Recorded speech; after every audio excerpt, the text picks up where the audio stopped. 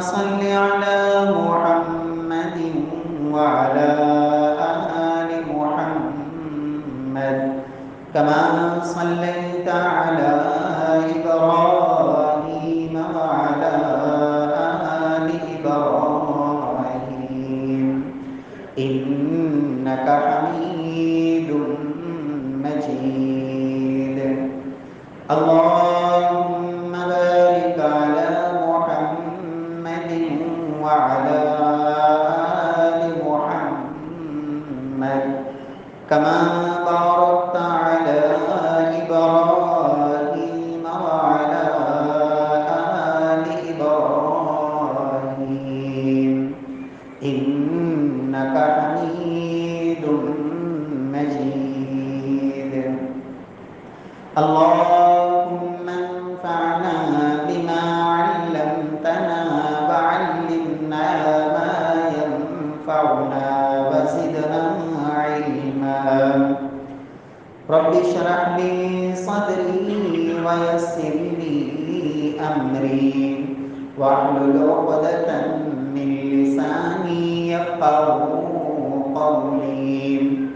أعوذ بالله السميع العليم من الشيطان الرجيم من همزه ونفخه ونفسه. بسم الله الرحمن الرحيم. يا أيها الناس قد جاءتكم موعظة من ربكم وشفاء لما في الصدور وهدى ورحمة للمؤمنين. وقال الله سبحانه وتعالى في مقام آخر: إنا نحن نزلنا الذكر وإنا له لحافظون.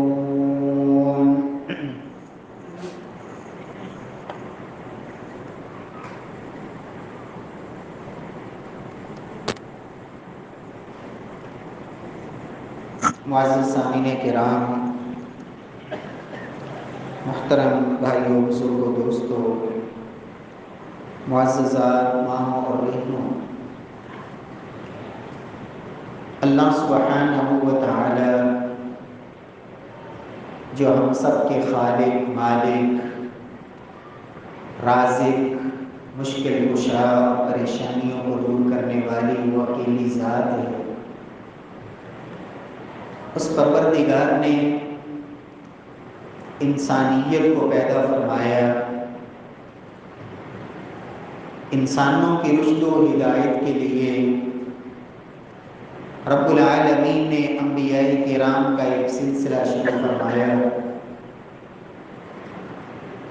ہر دور میں رب العالمین نے لوگوں کی رہنمائی کے لیے جو پیغمبر، جو نبی رب العالمین نے بھیجے، بذریعہ وحی ان تک اللہ سبحانہ و تعالی کا پیغام پہنچتا رہا، اور اس وحی کی روشنی میں وہ لوگوں کو رب العالمین کی طرف بلاتے رہے. آخری پیغمبر جناب محمد مصطفیٰ صلی اللہ علیہ وسلم کو رب العالمین نے مبعوث فرمایا، اور انسانوں کی ہدایت کے لیے رب العالمین نے جو کتاب عطا فرمائی، قرآن حکیم کی شکل میں، تمام پہلی کتابوں اور صحف سے مختلف اور جدا، کہ پہلی کتابوں کو رب العالمین نے نازل فرمایا،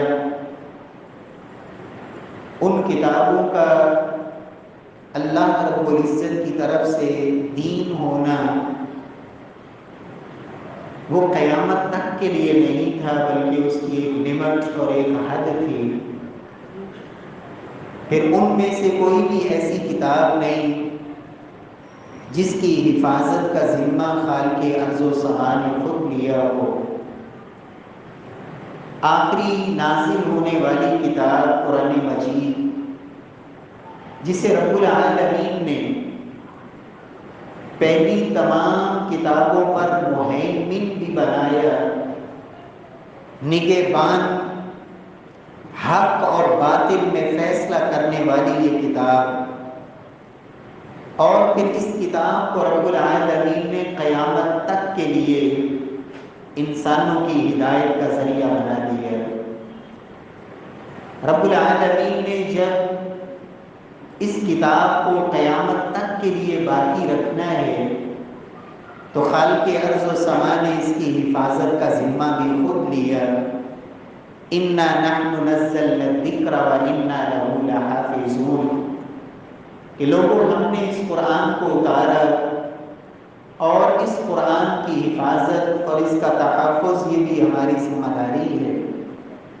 رب العالمین نے اس کی حفاظت کے لیے جو ایک سلسلہ بنایا کہ جب سے رب العالمین نے اس قرآن کو اتارا، لا یأتیہ الباطل من بین یدیہ ولا من خلفہ، ایک زبر زیر کی بھی اس میں کوئی کمی اور پیشی نہیں کر سکا، اس کے اندر باطل کو داخل ہونے کی گنجائش ہی نہیں۔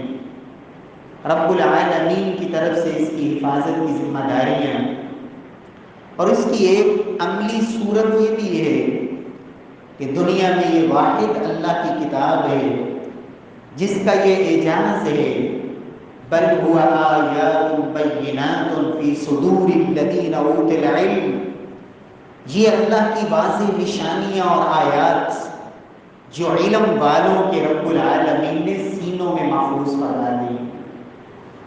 رب العالمین نے اس کتاب قرآن حکیم کو لوگوں کے لیے ہدایت کا ذریعہ بنایا۔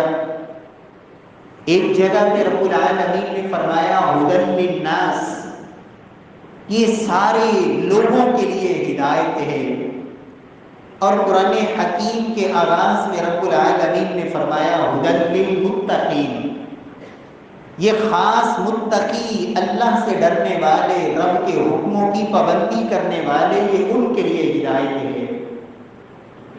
ہدایت اس کے دو بنیادی معنی ہیں۔ ایک معنی ہوتا ہے کہ کسی کو راستہ دکھا دینا کہ تمہاری منزل یہ ہے، ھدی للناس، اس معنی میں سارے انسانوں کے لیے قرآن مجید ہدایت ہے کہ جو بھی اس قرآن مجید کو پڑھے گا، اسے سمجھے گا، اس قرآن مجید سے ہدایت کی تلاش کرے گا، قرآن اسے بتائے گا کہ تمہاری منزل یہ ہے، اللہ کی جنت کا راستہ یہ ہے، رب العالمین کی رضامندی کا راستہ یہ ہے، جہنم سے بچنے کا طریقہ یہ ہے، شیطان سے جان چھڑانا اور آزادی پانا اور رحمان کی بندگی میں آنے کا طریقہ اور راستہ یہ ہے۔ اس معنی میں قرآن حکیم تمام انسانوں کے لیے ہدایت ہے، لیکن ایک ہدایت کا مطلب ہوتا ہے کہ منزل پہ پہنچ جانا اور منزل کو پا لینا۔ اس معنی میں ھدی للمتقین کہ قرآن مجید ان لوگوں کے لیے ہدایت اس معنی میں ہے کہ ان کو منزل تک پہنچانے والا، اللہ رب العزت کی جنتوں کا وارث بنانے والا، جہنم کے عذابوں سے بچانے کا ذریعہ، ھدی للمتقین، اس لیے کہ جو اللہ سے ڈرنے والے ہوتے ہیں، رب العالمین کے حکموں کی پاسداری کرنے والے، میرے رب نے جس کام سے روک دیا اس سے رک جانے والے، جس کام کے کرنے کا حکم دے دیا وہ کام کرنے کے لیے کمر بستہ ہو جانے والے، اپنے آپ کو ہمیشہ گناہوں سے بچانے والے، نیکی کا شوق اور نیکی کا جذبہ اور تڑپ اور رب العالمین کی محبت اور اللہ رب العزت کا خوف اور ڈر دل میں رکھنے والے، فرمایا ھدی للمتقین، لوگوں قرآن مجید ایسے لوگوں کے لیے ہدایت اس معنی میں ہے کہ رب العالمین اس قرآن کے ذریعے انہیں جنت تک پہنچا دیتے ہیں۔ رب العالمین ہمیں قرآن مجید سے جو ہمیں صحیح راستہ اور رہنمائی ملتی ہے اس پہ چل کے رب العالمین ہمیں اپنی منزل پانے کی توفیق نصیب فرمائے۔ یا ایھا الناس قد جاءتکم موعظۃ من ربکم وشفاء لما فی الصدور۔ لوگوں، یہ اللہ رب العزت کا کلام، اس کلام کا یہ اعجاز ہے، یہ رب العالمین کی حقیقی کلام، فرمایا یہ لوگوں کے لیے شفا ہے، شفاء لما فی الصدور، ان کی اندرونی بیماریوں کے لیے بھی شفا ہے، جو دلوں میں چھپی ہوئی بیماریاں جس کو دنیا کا کوئی ڈاکٹر تشخیص کر ہی نہیں سکتا، شفاء لما فی الصدور، جن بیماریوں کو میرا اللہ جانتا ہے، وہ دل کے اندر، سینے کے اندر چھپی ہوئی بیماریاں، وہ حسد کی شکل میں، وہ بغض کی شکل میں، وہ کینے اور قدورت کی شکل میں، وہ کبر اور غضب کی شکل میں، وہ تکبر اور گھمنڈ اور غرور کی شکل میں، اور وہ خواہشات نفس کا پجاری بننے کی شکل میں، مال کی ہرس، لالچ اور طمع کی شکل میں، عہدے کی ہرس، لالچ اور طمع کی شکل میں، اور کسی بھی قسم کی وہ پوشیدہ بیماریاں جو ریاکاری کی صورت میں بھی ہو سکتی ہیں، دکھلاوے کی صورت میں بھی ہو سکتی ہیں، اخلاص سے عاری بھی ہو سکتی ہیں، فرمایا یہ ساری بیماریاں شفاء لما فی الصدور، ان بیماریوں کا اگر صحیح علاج ہے تو اللہ کے اس کلام کے اندر ہے۔ اور اسی طرح یہ ظاہری بیماریاں وَنُنَزِّلُ مِنَ الْقُرْآنِ مَا هُوَ شِفَاء، لوگوں یہ تمہاری جسمانی بیماریوں کا بھی علاج ہے۔ اس قرآن کے ذریعے جس نے بھی اپنی جسمانی بیماریوں کا علاج کرنا چاہا، رب العالمین نے، ایمان کی بات ہے، یقین محکم کی بات ہے، انسان اس کلام الہی اور کلام ربانی پر جب یقین کرتا ہے، امام ابن قیم رحمۃ اللہ علیہ اپنا ایک واقعہ بیان کرتے ہیں، کہتے ہیں میں حج کے لیے گیا، مکہ مکرمہ میں ہوں، وہاں مجھے سفر کے دوران ایک ایسی بیماری لگ گئی، پریشانی، اور اس بیماری کی وجہ سے انتہائی زیادہ غم زدہ، فرماتے ہیں حتیٰ کہ بہترین جو اس دور کے وہاں حکیم اور طبیب موجود تھے، انہوں نے بھی اس میری بیماری کو لا علاج قرار دے دیا۔ امام ابن قیم رحمہ اللہ فرماتے ہیں پھر میں نے دو چیزوں سے علاج کیا ہے، ایک قرآن مجید کی پہلی سورت، سورۃ الفاتحہ، میں اسے پڑھتا اور کثرت سے پڑھتا، ہر وقت پڑھتا رہتا، اس سے اپنے آپ کو دم کرتا، اور دوسرا جو رب العالمین نے خاص وہاں اللہ نے وہ جو پانی رکھا ہے زمزم کی شکل میں، ماء زمزم لما شرب لہ، جس مقصد کے لیے، جس نظریے کے ساتھ، جس سوچ کے ساتھ، جس تمنا اور جس دعا کے ساتھ انسان اس پانی کو پیتا ہے، ماء زمزم لما شرب لہ، محمد مصطفیٰ صلی اللہ علیہ وسلم نے فرمایا تھا جس نیت سے پیئیں رب العالمین وہ ارادہ پورا فرماتے ہیں، فرماتے ہیں میں اس نیت سے زمزم پیتا کہ اللہ میری بیماری کو شفا میں بدل دے، اور ساتھ سورۃ الفاتحہ پڑھتا، فرماتے ہیں چند دنوں کے اندر وہ بیماری جسے حکیموں نے اور طبیبوں نے کہا تھا اس کا علاج ہی نہیں، رب العالمین نے مجھے اس بیماری سے ایسے شفا یاب فرمایا کہ جیسے میری کوئی بیماری مجھے تھی ہی نہیں۔ میرے پیارے بھائیوں، رب العالمین ہمیں قرآن سے شفا لینے کی اللہ توفیق نصیب فرمائے۔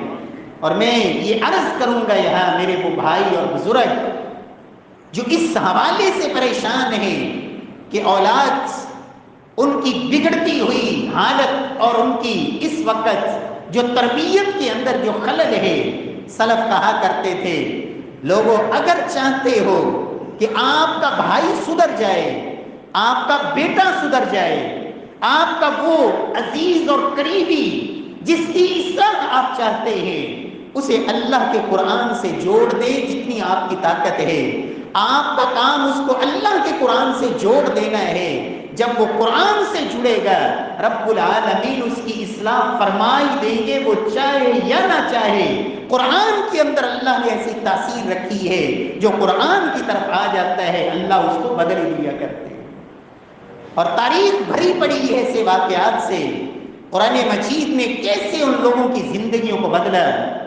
فضیل بن عیاض رحمہ اللہ، قرآن کی آیت سنی، زندگی کا رخ ہی بدل گیا۔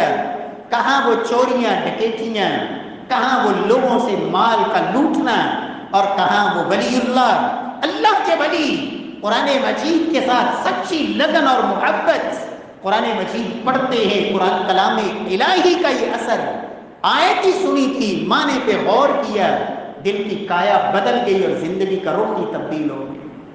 رب العالمین ہمیں بھی توفیق نصیب فرمائے۔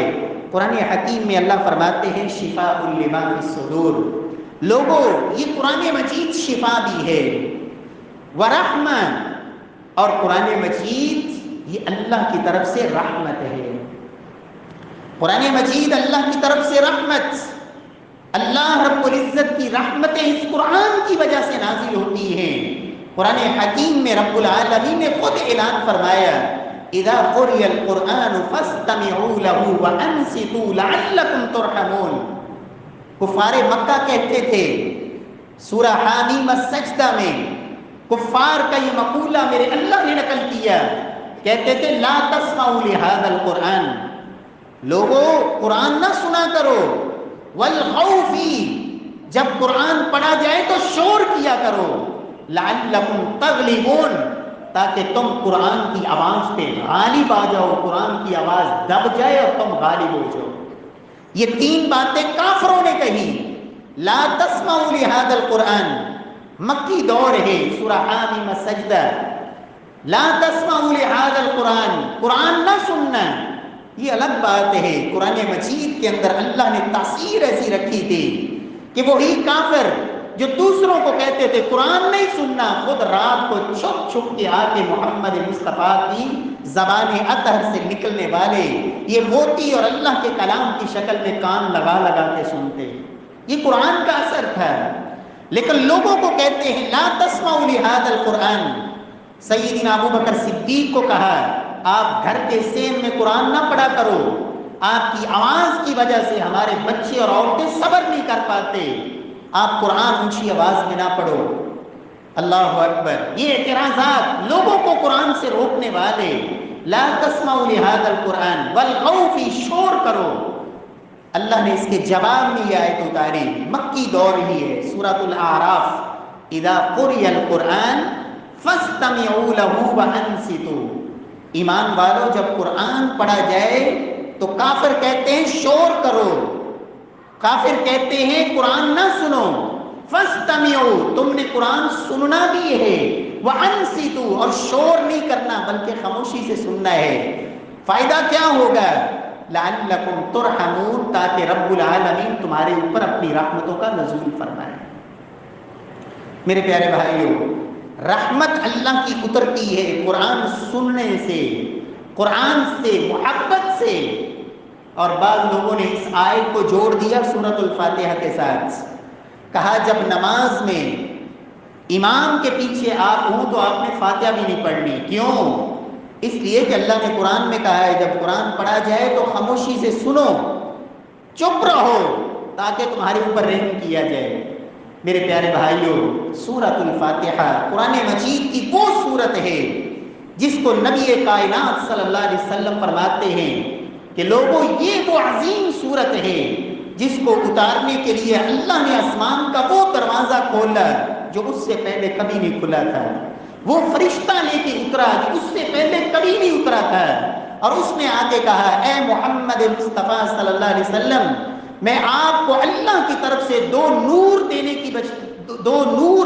ملنے کی بشارت دینے آیا ہوں، ایک سورۃ الفاتحہ، دوسری سورہ بقرہ کی آخری دو آیتیں، اور یہ وہ اللہ نے نور آپ کو عطا کیا ہے جو آپ سے پہلے کسی امت کو نصیب ہی نہیں ہوا۔ اور اللہ کے رسول مدنی دور مدینے کے اندر سیدنا ابو ہریرہ کو کہتے ہیں ابو ہریرہ مدینے کی گلیوں میں اعلان کر دو جس نے نماز میں سورۃ الفاتحہ نہ پڑھی اس کی نماز ہی نہیں، نماز کے اندر۔ اور سیدنا ابو ہریرہ جامع ترمذی کی روایت، فجر کی نماز اللہ کے نبی پڑھا کے فارغ ہوئے، فرمایا میرے صحابہ میرے پیچھے تم نے قرآن نہیں پڑھنا سوائے سورۃ الفاتحہ کے، یہ پڑھنی ہے اس لیے کہ اس کے بغیر تو نماز ہی نہیں ہوتی۔ سورۃ الفاتحہ ہر نماز کی ہر رکعت کا حصہ ہے۔ لوگوں نے کہا جی جب قرآن پڑھا جائے تو خاموش ہو جاؤ، حالانکہ یہ مکی دور کی آیت تھی، مکی دور میں اتری، کافروں کے جواب میں اتری۔ اللہ کے رسول صلی اللہ علیہ وسلم فاتحہ پڑھنے کی تعلیم نماز میں بعد میں دے رہے ہیں، مدنی دور میں۔ اللہ تعالیٰ ہمیں صحیح معنوں میں سمجھ کر عمل کی توفیق نصیب فرمائے۔ قرآن کہتا ہے لوگوں قرآن رحمت ہے ان کے لیے جو رحمت کے متلاشی ہوں، جن کو تڑپ ہو۔ وہ رحمان اس قدر رحیم ذات، جس کی رحمت کا انداز یہ ہے کہ اس نے اپنے عرش پہ لکھ دیا زمین و آسمان کی تخلیق سے بھی پہلے کہ میری رحمت ہمیشہ میرے غضب پر غالب رہے گی۔ یہ رب کی رحمت ہی ہے کہ دن رات میں اور آپ گناہ پہ گناہ کرتے ہیں اور رب العالمین پھر بھی اپنے عذابوں کو روک کے رکھتے ہیں۔ رب العالمین ہمیں نعمتوں سے نوازتے بھی رہتے ہیں اور عذابوں کو بھی روک کے رکھتے ہیں۔ اللہ رب العزت ہمیں صحیح معنوں میں قرآن و سنت کو اللہ سمجھ کر عمل کی توفیق نصیب فرمائے۔ میرے پیارے بھائیوں، قرآن مجید رحمت بھی ہے اور رب العالمین نے فرمایا ہدی و رحمت للمؤمنین، یہ ہدایت، یہ رحمت، یہ شفا اور قرآن مجید یہ برکت بھی ہے۔ آج لوگوں کو برکت کی بڑی ضرورت ہوتی ہے اور برکت لینے کے لیے وہ پھر ایمان بھی بیچتے ہیں، بسا اوقات عزت بھی بیچ ڈالتے ہیں، لیکن برکت پھر بھی نہیں ملتی۔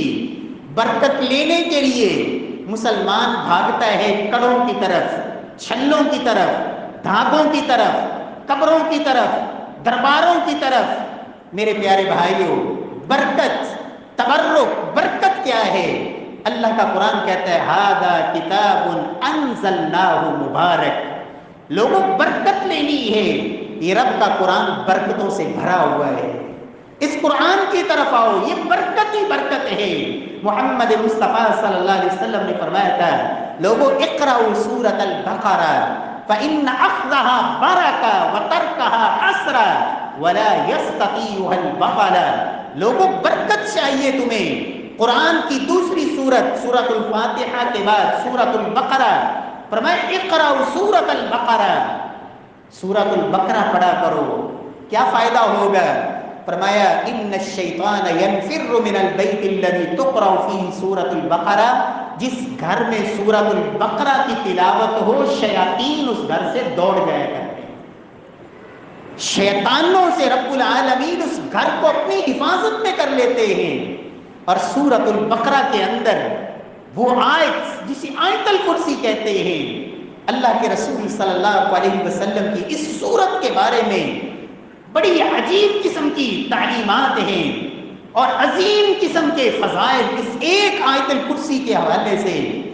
فرمایا یہ وہ ایک آیت ہے جب رات کے وقت انسان پڑھ لے تو رب العالمین اس کی بھی حفاظت کرتے ہیں، اس کے گھر کی بھی حفاظت کرتے ہیں۔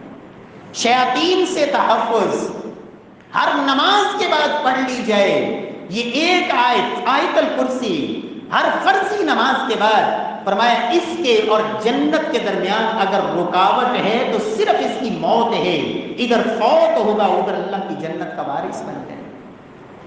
فرمایا اس سورہ بقرہ کی آخری دو آیتیں وہ عظیم آیات ہیں۔ فرمایا جس شخص نے بھی رات کے وقت یہ دو آیتیں پڑھ لیں کفتاہ، ہر چیز سے اس کے لیے یہ دو آیتیں کافی ہو جاتی ہیں۔ اور ان دو آیتوں کے اندر ایک ایک لفظ جو انسان رب سے مانگتا ہے اللہ جواب دیتے ہیں، میرے بندے تو نے مانگا میں نے عطا کر دی۔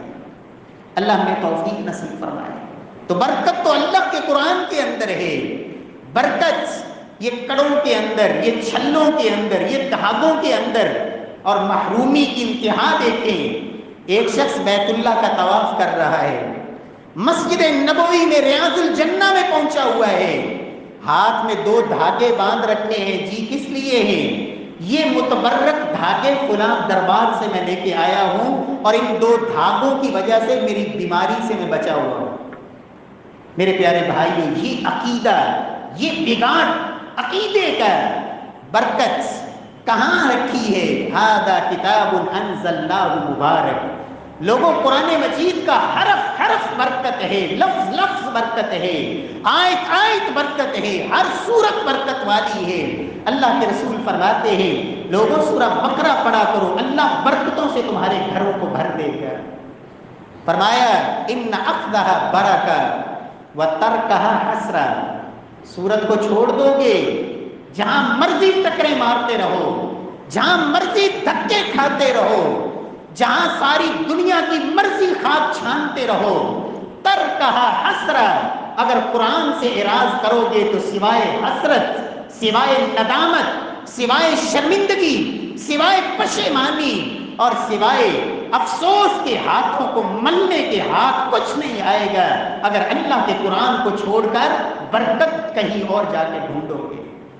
ولا یستطیع البطل، لوگوں یہ قرآن کی سورت بقرہ اللہ نے اتنی پاور رکھی ہے اس کے اندر، لا یستطیع البطل، فرمایا دنیا کے جتنے بڑے سے بڑے جادوگر کیوں نہ ہوں، کسی جادوگر کا جادو اس گھر پہ، اس فرد پہ، اس گھر میں اللہ رب العزت کی طرف سے ان تمام گھر والوں کی حفاظت ہوتی ہے، کسی جادوگر کا جادو ان کے اوپر اثر نہیں کرتا جہاں سورہ بقرہ پڑھی ہے۔ اللہ ہم سب کو توفیق نصیب فرمائے۔ تو میرے پیارے بھائیوں، قرآن مجید یہ اللہ کا وہ عظیم کلام ہے جو ہدایت بھی ہے، جو رحمت بھی ہے، جو شفا بھی ہے اور جو مبارک اور برکت والی کتاب بھی ہے۔ اللہ کے رسول صلی اللہ علیہ وسلم نے اسی کتاب حکیم کے بارے میں یہ فرمایا، آج دنیا کے اندر بڑی بڑی سوچیں، بڑے بڑے فلسفے اور بڑے بڑے دعوے، لیکن ایک اعلان زبان نبوت نے کیا آج سے 1400 سال قبل جناب محمد مصطفیٰ صلی اللہ علیہ وسلم نے ایک اعلان فرمایا۔ مدینے کے اندر اللہ کے حبیب کیا فرماتے ہیں؟ لوگوں خیرکم من تعلم القرآن وعلمہ، فرمایا دنیا کا بہترین انسان، دنیا کا بہترین انسان کون ہے؟ کہنے والی ہستی محمد مصطفیٰ صلی اللہ علیہ وسلم۔ اللہ اکبر، جن سے سچا اللہ نے دنیا میں پیدا ہی نہیں کیا، جن سے عظیم ہستی رب نے کائنات میں بنائی نہیں۔ خیرکم من تعلم القرآن وعلمہ، لوگوں یہ اللہ کا کلام اتنی عظیم کتاب ہے جو اس کتاب کو پڑھنے اور پڑھانے کے لیے اپنے آپ کو مختص کر لیتا ہے، فرمایا اس سے بہتر انسان دنیا میں اور کوئی ہوتا ہی نہیں۔ بہترین انسان ہے جو قرآن مجید سیکھتا ہے، سکھاتا ہے، پڑھتا ہے، پڑھاتا ہے۔ رب العالمین ہمیں اس صف میں شامل فرما دے۔ عمر کے جس حصے میں بھی ہیں میرے پیارے بھائیوں، یہ اللہ کا کلام، اس کے عجائب، اس کے اندر چھپے ہوئے وہ موتی اور اس کتاب حکیم کے وہ جواہرات یہ کبھی ختم نہیں ہوتے۔ زندگیاں بیت گئیں اس قرآن کو پڑھنے والے، پڑھانے والے، اس کی تفسیریں لکھنے والے، اس کے نکات لکھنے والے، کسی نے کسی پہلو سے اس قرآن کی تفسیر کو واضح کیا، کسی نے کسی انداز میں، کسی نے قرآن مجید کی صورتوں کے اعتبار سے، کسی نے آیات کے اعتبار سے، کسی نے لفظ لفظ کے اعتبار سے، کسی نے صحابہ کے اقوال، اللہ کے نبی کی حدیث کی روشنی میں۔ میرے پیارے بھائیوں، کسی نے قرآن مجید کے جو الفاظ ہیں ان کے اندر جو دقت ہے، گہرائی ہے، فصاحت و بلاغت ہے، کس کس انداز سے جس کو رب العالمین نے جو شوق اور ذوق نصیب فرمایا قرآن کے ساتھ وہ جڑ گیا۔ لیکن جو بھی اس قرآن کے ساتھ جڑا ہے، میرے اللہ کا بھی وعدہ ہے اور جناب محمد مصطفیٰ کی زبان اطہر سے نکلی ہوئی یہ گارنٹی، ان اللہ یرفع بہذا الکتاب اقواما ویضع بہ آخرین، لوگوں یہ اللہ کی کتاب وہ کتاب ہے جس کتاب سے جڑنے والوں کو اللہ دنیا میں بھی عزتیں عطا فرماتے ہیں، کل قیامت والے دن بھی ان کی شان پہ لوگ رشک کریں گے۔ فرمایا لیکن یہ کتاب ہی وہ چیز ہے جو اس سے اعراض کر لے، منہ موڑ لے، اللہ قرآن کو چھوڑنے کی وجہ سے کتنے ساروں کو ذلیل اور رسوا بھی کر دیا کرے۔ رب العالمین ہمیں توفیق نصیب فرمائے۔ خود بھی قرآن مجید کو سیکھیں، خود بھی قرآن مجید کو پڑھیں، سمجھیں۔ قرآن مجید کا یہ حق ہے، اسے اس طرح پڑھا جائے۔ وَرَتِّلِ الْقُرْآنَ تَرْتِيلًا، لوگوں ترتیل سے قرآن پڑھو، خوبصورت آواز میں، خوبصورت تلفظ میں، جیسے قرآن مجید کو اللہ نے عربی میں اتارا۔ لوگوں قرآن کو عربی میں پڑھو، اس لیے کہ اللہ نے قرآن کو عربی میں اتارا ہے۔ محمد مصطفیٰ صلی اللہ علیہ وسلم نے صحابہ کو یہاں تک سکھایا، انما الصدقات للفقراء والمساکین، سلسلہ صحیحہ کی روایت، سیدنا عبداللہ بن مسعود کے سامنے ایک شخص نے لفظ فقراء کو پڑھا اور لفظ فقراء پہ مد نہیں کی، اس لفظ کو کھینچ کے نہیں پڑھا، للفقراء اس پہ مد نہیں کی۔ سیدنا عبداللہ بن مسعود فرماتے ہیں ما ہاکذا اقرأنی ہا النبی صلی اللہ علیہ وسلم، مجھے اس طرح محمد مصطفیٰ نے نہیں پڑھایا۔ فمدھا، اس لفظ کو کھینچا اور فرمایا مجھے اللہ کے نبی محمد مصطفیٰ نے اس لفظ کو ایسے پڑھنا سکھایا۔ میرے پیارے بھائیوں، قرآن مجید، اس کے لیے کبھی بھی انسان مستغنی نہیں ہو سکتا، زندگی میں کبھی بھی اس سٹیج پہ نہیں پہنچ سکتا کہ وہ کہے کہ اب مجھے کوئی ضرورت نہیں، اب مجھے سیکھنے کی کوئی ضرورت نہیں۔ امام احمد بن حنبل، دنیا جانتی ہے احمد بن حنبل کو، کسی نے پوچھا الی ما تطلب العلم، احمد بن حنبل کب تک سیکھتے رہو گے؟ دنیا امام مان چکی ہے، کب تک علم سیکھتے رہو گے؟ فرماتے ہیں عند اول قدم فی الجنہ، جب سب سے پہلا قدم جنت میں جائے گا اس وقت تک یہ حصول علم کا سلسلہ جاری رہے گا۔ کیوں؟ فرماتے ہیں کوئی پتہ نہیں کہ وہ علم، وہ بات، وہ چیز جس نے مجھے نفع دینا ہے، ممکن ہے ابھی تک احمد بن حنبل وہ سیکھ نہ سکے ہوں، اس لیے تڑپ ہے سیکھتا رہوں، سیکھتا رہوں۔ اور یہ امام احمد بن حنبل وہ شخصیت ہے، حدیث کی سب سے بڑی کتاب لکھی مسند امام احمد بن حنبل، صحابہ کی احادیث ایک ترتیب کے ساتھ، ایک ایک صحابی کی حدیث ایک ایک جگہ پہ جمع کی، مسانید کی جو ایک ترتیب ہوا کرتی ہے، اور سب سے بڑی حدیث کی کتاب، 40,000 کے قریب حدیث، اور اگر تکرار نکال بھی دیا جائے تو بعد نے 29,000 کہیں، اتنی احادیث، اور کہتے کیا ہیں کہ ایک حدیث بھی میں نے اپنی کتاب میں ایسی نہیں لکھی جس پہ احمد بن حنبل نے عمل نہ کیا ہو، ایک حدیث بھی ایسی درج نہیں کی جس پہ عمل نہ کیا ہو۔ حتیٰ کہ جب سنگی لگانے والی حدیث آئی کہ اللہ کے نبی صلی اللہ علیہ وسلم نے ابو طیبہ غلام سے سنگی لگوائی تھی اور آپ نے اسے 1 دینار دیا تھا، احمد بن حنبل کے پاس دینار نہیں تھا، کوشش کی، محنت کی، دینار جمع کیا اور پھر باقاعدہ سنگی لگوائی، اور سنگی لگانے والے کو 1 دینار دیا اور کہا اللہ کے نبی کی یہ سنت ہے، احمد بن حنبل اس پہ بھی عمل کر کے ہی آگے گزرے گا۔ یہ طرف رب العالمین ہمیں بھی نصیب فرمائے، خود بھی سیکھیں اور اپنی اولاد کے حوالے سے خاص طور پر امام بخاری رحمہ اللہ صحیح بخاری میں ایک باب قائم کرتے ہیں، باب تعلیم الصبیان للقرآن۔ مسئلہ یہ ہے کہ بچوں کو بچپن میں قرآن کی تعلیم دی جائے، بچپن میں قرآن مجید پڑھایا جائے، قرآن سکھایا جائے۔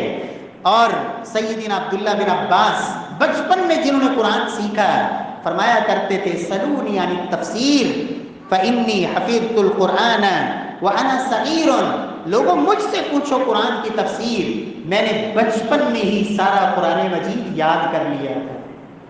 بچپن کے اندر العلم فی الصغر کالنقش فی الحجر، پتھر پہ لکیریں ہوتی ہیں۔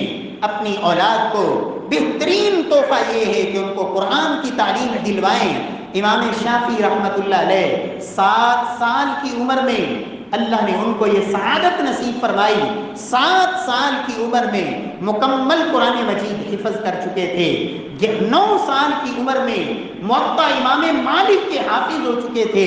امام شافعی رحمہ اللہ، اللہ اکبر، اللہ رب العزت ہمیں بھی توفیق دے، ہماری اولادوں کو بھی اللہ دین کے اس سلسلے میں جوڑ دے، اور رب العالمین ہماری اولادوں کو بھی اللہ قرآن کی دولت نصیب فرما دے۔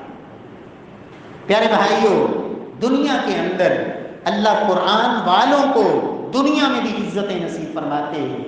قرآن والوں کے ساتھ اللہ کا وعدہ ہے، قرآن اللہ کی ایسی کتاب ہے جس نے بھی پکی اور سچی دوستی اور یاری لگائی، قرآن کبھی اسے رسوا نہیں ہونے دیتا، اس لیے کہ میرے اللہ کے وعدے ہیں۔ جناب رسول اللہ صلی اللہ علیہ وسلم لوگوں کو کیا تعلیم دیتے ہیں؟ فرمایا ان من اجلال اللہ اکرام ذی الشیبۃ المسلم وحامل القرآن غیر الغالی فیہ والجافی عنہ۔ فرمایا لوگوں، میرے اللہ کے اجلال، میرے رب کی عزت اس میں سے یہ ہے، فرمایا اکرام ذی شیبۃ المسلم، ایک بزرگ مسلمان کا احترام، یہ بھی میرے رب کے اجلال کا حصہ ہے۔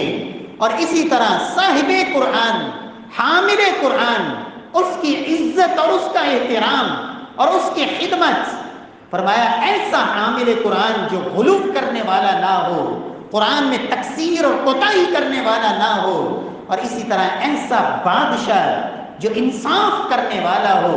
فرمایا ان تین چیزوں کا احترام یہ میرے رب کے جلال میں سے ہے۔ رب العالمین ہمیں قرآن والوں کی اللہ عزت اور احترام کی اللہ توفیق نصیب فرمائے، قرآن والوں کے ساتھ اللہ جوڑ دے، ان کے ساتھ نسبت، ان کے ساتھ تعلق۔ پیارے بھائیوں، سلف اس بات میں بڑے فکر مند ہوا کرتے تھے، اللہ سے دعائیں کرتے، اللہم ارزقنی جلیسا صالحا، اے اللہ تو نیک انسان کی مجھے چند لمحے رفاقتی نصیب فرما۔ ایک شخص کوفے سے سفر کرتا ہے، مدینے آتا ہے، مسجد نبوی میں بیٹھ کر اللہ سے دعا کیا کر رہا ہے؟ اللہم ارزقنی جلیسا صالحا، اے اللہ میں اتنا لمبا سفر کر کے آیا ہوں، پروردگار مجھے کسی نیک انسان کی چند گھڑیاں صحبت اور رفاقتی نصیب فرما۔ کہتے ہیں دعا کر کے فارغ ہوا، ادھر حضرت ابو الدرداء سے ملاقات ہو گئی، ایک روایت کے مطابق حضرت ابو ہریرہ سے ملاقات ہو گئی۔ تو میں نے کہا اے ابو ہریرہ، میں نے ابھی اللہ سے دعا کی تھی کہ اللہ کسی نیک انسان کی مجھے صحبت نصیب فرما دے، اور رب نے میری دعا قبول کر کے مجھے اللہ نے آپ سے ملاقات کروائی۔ تو سیدنا ابو ہریرہ رضی اللہ تعالی عنہ فرماتے ہیں کہاں سے آئے ہو؟ کہا کوفہ سے آیا ہوں۔ کہا کوفہ میں کیا صاحب سر رسول اللہ موجود نہیں؟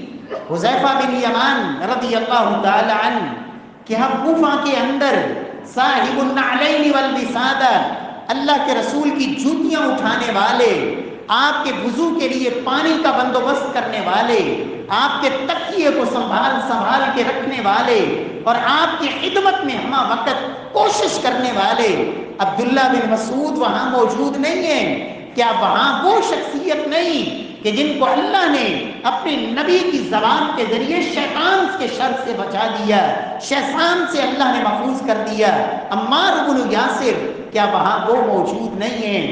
کہا ہاں وہ تو موجود ہیں۔ کہا اتنے بڑے بڑے علم والے، اتنے بڑے بڑے قرآن والے وہاں موجود ہیں، اور آپ اتنا لمبا سفر کر کے یہاں پائے۔